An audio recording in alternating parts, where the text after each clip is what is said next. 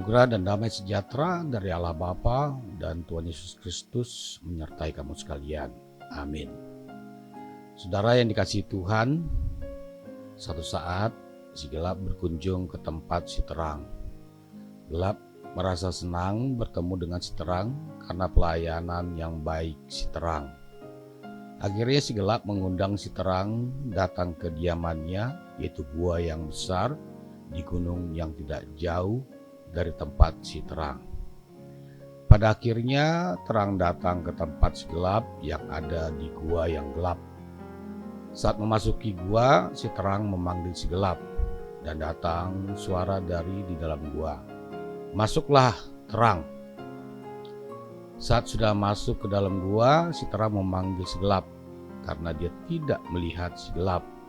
Hanya suara si gelap yang didengar si terang. Namun wujud si gelap tidak terlihat. Akhirnya si gelap berkata, "Karena terang kamu bercahaya di gua ini, maka kamu tidak melihat sosok gelapku di gua ini." Itulah sekilas ilustrasi di mana terang mengalahkan kegelapan. Firman Tuhan bagi kita hari ini tertulis di Injil Yohanes pasal 3 ayat 21.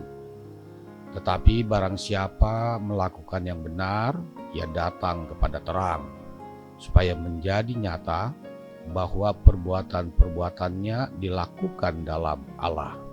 Demikian firman Tuhan.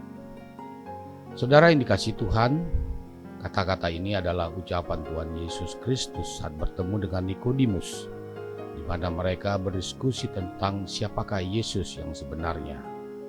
Walaupun Nikodemus seorang Farisi, di mana saat itu kalangan Farisi membenci Tuhan Yesus, namun Nikodemus memberanikan diri bertemu dengan Tuhan Yesus dan dia mendapat pencerahan spiritual dari Tuhan Yesus.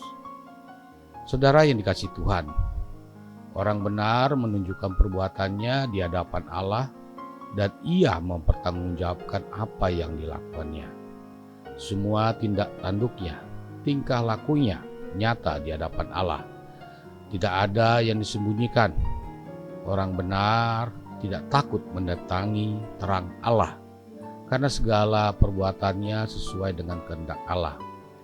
Itulah sebabnya sulit orang mau mati membela orang benar, karena mereka tidak mau hidup sesuai dengan perintah Tuhan.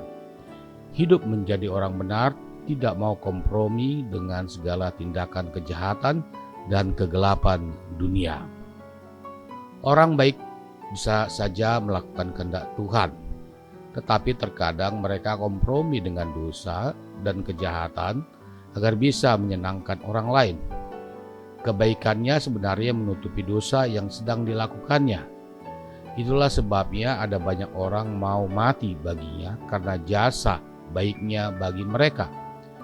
Orang baik belum tentu mau datang kepada terang Allah, sebab ia tahu banyak melakukan dosa yang tidak sesuai dengan kehendak Allah. Orang benar punya kuasa Allah, tetapi orang baik belum tentu punya kuasa Allah. Jika orang benar berdoa dengan yakin, maka doanya sangat besar kuasanya. Yakobus 5 ayat 16. Tetapi jika orang baik berdoa, belum tentu punya kuasa yang besar. Selain itu Yesus juga berfirman, "Akulah jalan dan kebenaran dan hidup." Yohanes 14 ayat 6. Yesus tidak pernah berkata, "Akulah jalan dan kebaikan dan hidup." Artinya, hanya orang benarlah yang mampu datang kepada terang Allah dan bukan orang baik. Orang benar itu seperti lampu yang terus-menerus bernyala, tetapi nyala itu berasal dari perbuatan-perbuatan benar yang ditunjukkan dalam hidup sehari-hari. Mengapa? Karena itulah kesaksian hidup orang benar. Orang benar mesti selalu memberi kesaksian tentang kebenaran kepada semua orang yang dijumpai. Karena itu, orang benar mesti mengambil sikap yang lain. Orang benar mesti berani melawan arus. Caranya adalah dengan menjadi terang bagi sesama. Orang benar mesti menjadi terang bagi hidup sesamanya. Artinya orang benar itu mau memperjuangkan kehidupan dalam situasi yang nyata. Orang benar mesti berani menjadi pembawa damai dan sukacita bagi kehidupan.